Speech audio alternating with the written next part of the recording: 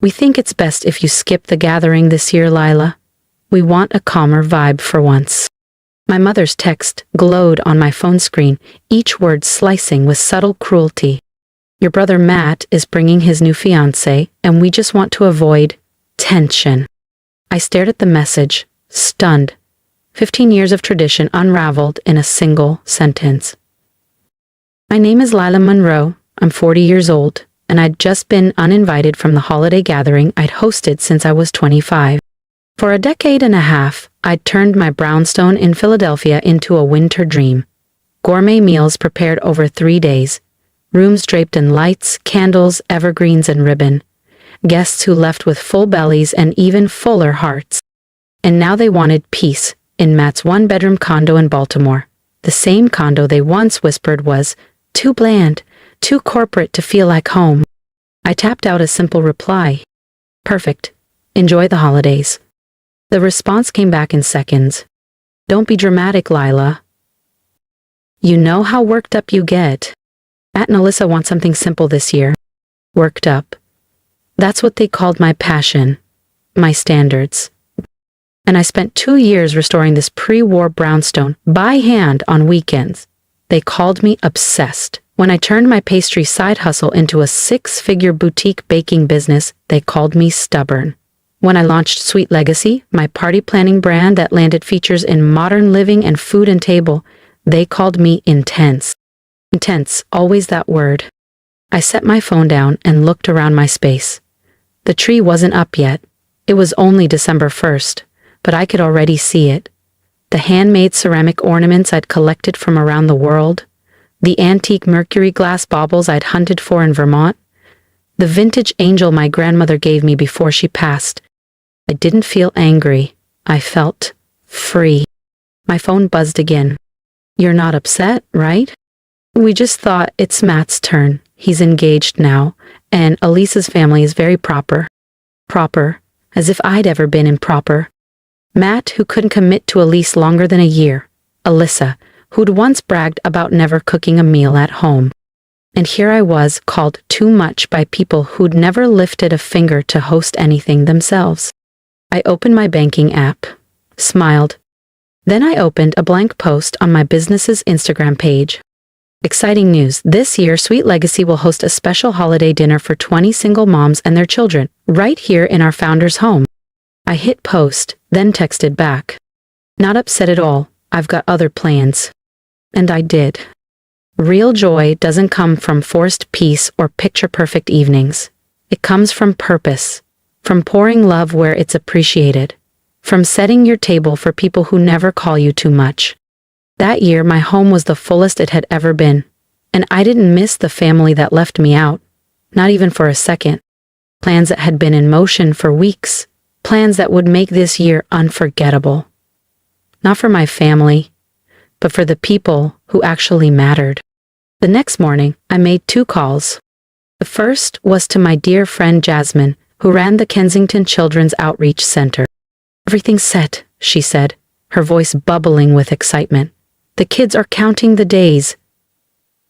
Are you really doing this, Lila? More sure than I've ever been, I replied, warmth rising in my chest. The second call was to my agent. Yes, my agent.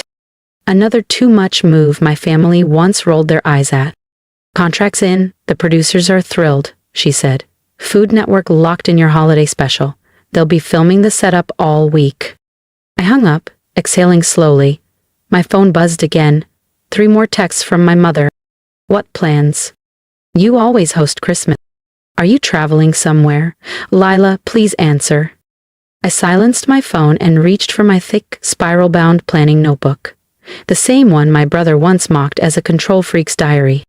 Last year, it had meal timelines, lighting sequences, seating flowcharts. This year, it held something different. A knock at the door pulled me from my thoughts. I opened it to find Mrs. Beecham from next door, holding a festive tin of cinnamon pecan cookies. Lila, honey, just came from the co-op. Your mom was there. Is it true you're not hosting this year? The block's been buzzing. People plan their holidays around your party. I smiled and took the tin. Don't worry, Mrs. Beecham. The party's still on. It's just a little different this year. She tilted her head, puzzled but reassured. When I closed the door, another message came in, this one from Matt. Mom says you're mad. Don't overreact. You know how intense your parties get. Elisa's family likes things simple. Simple. There was that word again. I flipped to the centerpiece page in my notebook. Holiday magic, joy for 30 kids plus their moms. There were sketches of each room's theme: sugar plum forest, North Pole kitchen, gingerbread craft room. No, simple wasn't in my vocabulary, and it never needed to be. Let them have their dull little Christmas with polite conversation and lukewarm cider. I wasn't angry, I was ignited. My holiday was going to change lives, and they had no idea what they'd stepped away from. The next 2 weeks passed in a beautiful blur. While my family sent vague, guilt-laced messages, the Food Network crew filmed every golden moment. We transformed my brownstone into a dream. Every room was alive with color, light, music, and scent. In the living room, I stood beneath the towering fir, wrapped in glass bulbs and satin ribbon. This, I said to the camera, gesturing to the ornaments dancing in the light, is our wish tree. Every ornament represents one child's holiday wish. Granted. Behind me, a group of kids in matching scarves squealed with delight as snow machines flurried softly in the entryway. My family wanted calm. I created magic. And this year, for once, I didn't need their approval. I had something far better. If this moment moved you even a little, don't forget to hit subscribe. Lila's story is just getting started, and what happens next might just change how you see the holidays and yourself. The producer wiped a tear from her cheek as I showed her the delicate paper ornaments, each one crafted from the handwritten wishes of the children at Kensington Outreach. We transformed every note into something beautiful. A snowflake, a bell, a star, each sparkling with hope. My phone wouldn't stop buzzing. New messages from Matt's fiancée Alyssa, clearly dictated by my brother. Your mom says you're ignoring her dinner planning texts. You're really making this awkward for everyone. Are you trying to ruin our engagement week? I laughed under my breath. Last year, they said my 7-course holiday meal was too much and that I was showing off. This year, my absence was apparently the problem. Then came the headline. The local baker transforms brownstone into winter wonderland for children's home. The local news had picked it up. A photo of the massive wish tree lit up their homepage. My mother called within 5 minutes. Lila, what is this article? Are you doing this to spite us? I watched from the window as volunteers strung lights across my front gate, humming as they worked. No, Mom, I said calmly. I'm doing this because while you're all chasing peace, 30 kids in this city have never known what a real holiday feels like. Silence. Then her voice, smaller than I'd ever heard it. But, what about family? I didn't miss a beat. Exactly, Mom. What about family? An hour later, a voicemail from my father. His usual growl softened into something like concern. Princess, your brother says Elisa's upset. She thinks this party thing is about you stealing the spotlight. Can't you just come to their place for dinner? Keep it simple. But I wasn't about simple, not anymore. I was going over lighting cues with Jasmine when the front door opened and a gust of cold air swept through the hall. It was Matt, alone for once. He stood in the foyer, eyes wide, staring at the transformed house. The grand staircase was wrapped in garlands and gold. The dining room was now one long table set for 35 children and staff. In the kitchen, prep had begun for the baking lessons we'd film with the kids. Sugar cookies, gingerbread, and hot cocoa from scratch. What is all this? He asked quietly. I smiled and gestured around. This is what the holidays should feel like, not just calm, but full of joy, love, and giving. Then his eyes drifted to the camera crew in the parlor. Is that Food Network? It is. Turns out my intense parties were exactly what they were looking for. The special airs on Christmas Eve. His face turned pink. So this is about showing us up? I handed him a folder. Inside were photos and letters from every child who'd be celebrating here. No, Matt, This is about giving them the kind of magic I used to create for us, before it became too much for everyone. He turned the pages slowly, his expression softening with each one. Lila, you should head out, I said gently. You've got a quiet dinner to plan, remember? Alyssa's family is waiting. Matt's voice echoed as he stepped out. The door clicked shut behind him. Jasmine gave my arm a soft squeeze. Your brother looked floored. He's not the only one who'll be surprised, I said, double-checking the last page in my planning notebook. Everything was right on schedule. That evening, my mother called again. Third time in 2 days. Lila, honey, your father and I were talking. Maybe we were a little hasty. Your house really is perfect for Christmas. And Mom, I said gently, everything is already in motion. The Children's Center is counting on this. The Food Network has their crew set. There's no going back now. She hesitated. I could feel her trying to weigh the loss, not of me, but of attention, of being left out of something that had become the city's most talked about holiday event. But we're still family, she offered. We are, I replied, watching volunteers hang delicate stars above the front windows.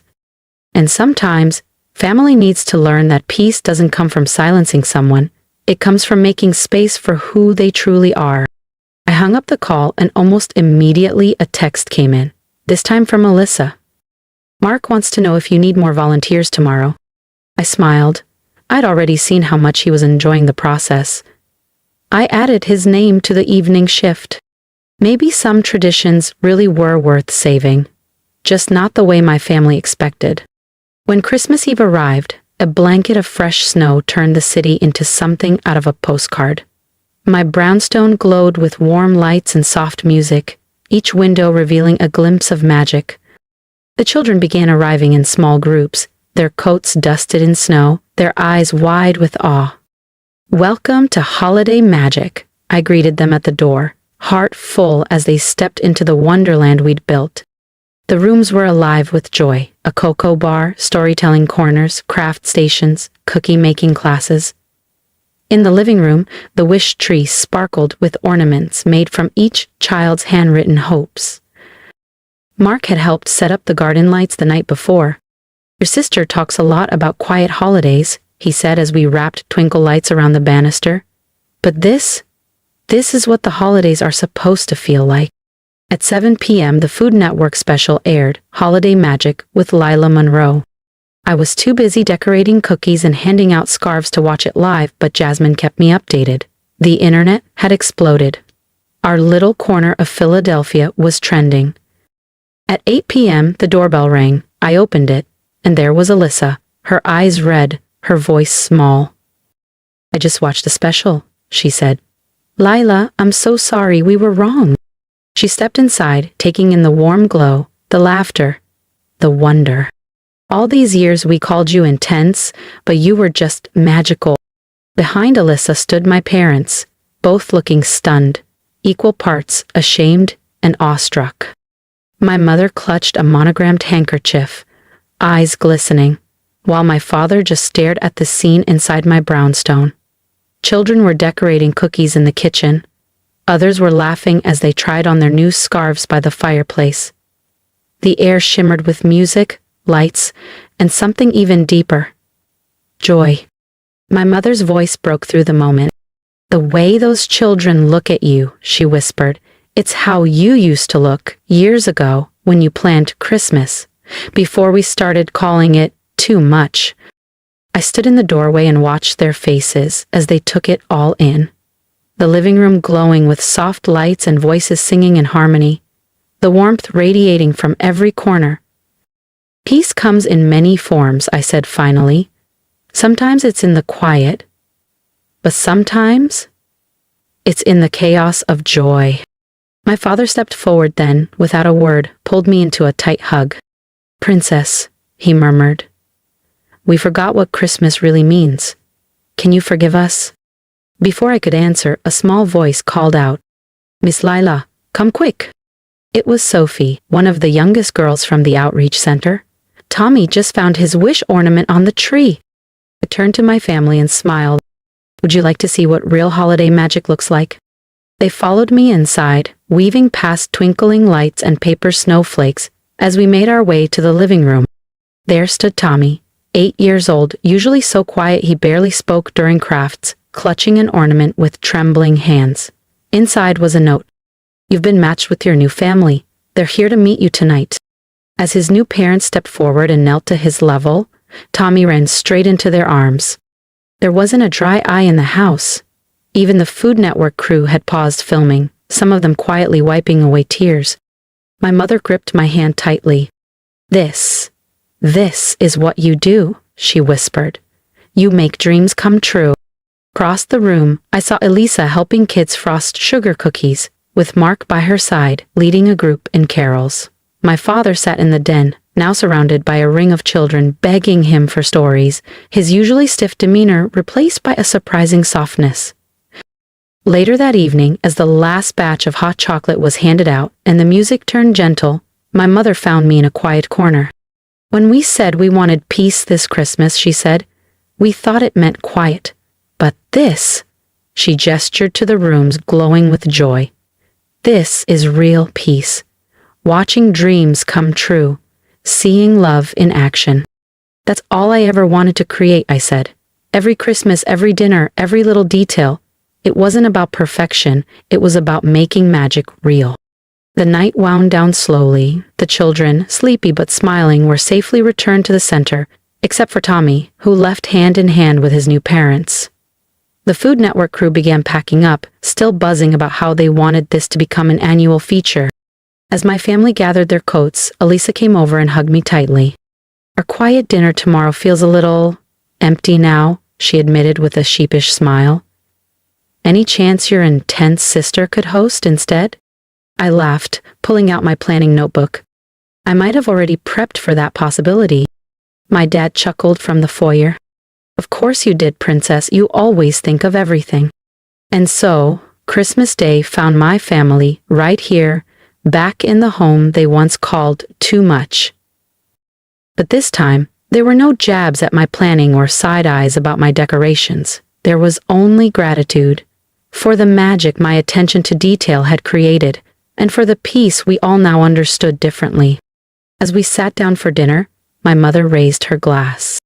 "To Leela," she said, "who taught us that peace isn't found in simplicity, but in the joy of creating magic for others." I looked around at the faces I loved, some changed, some newly softened, all together again. Sometimes the best gifts come wrapped in unexpected lessons. And the truest peace? It comes from finally being understood. If my story moved you, even just a little, I'd love to hear from you in the comments. Tell me what part stayed with you. If you've ever been called too much for simply caring deeply, know this: your magic matters. Don't shrink. Create boldly. Love loudly. And if you believe in turning quiet pain into purpose, subscribe. Let's keep building something beautiful together.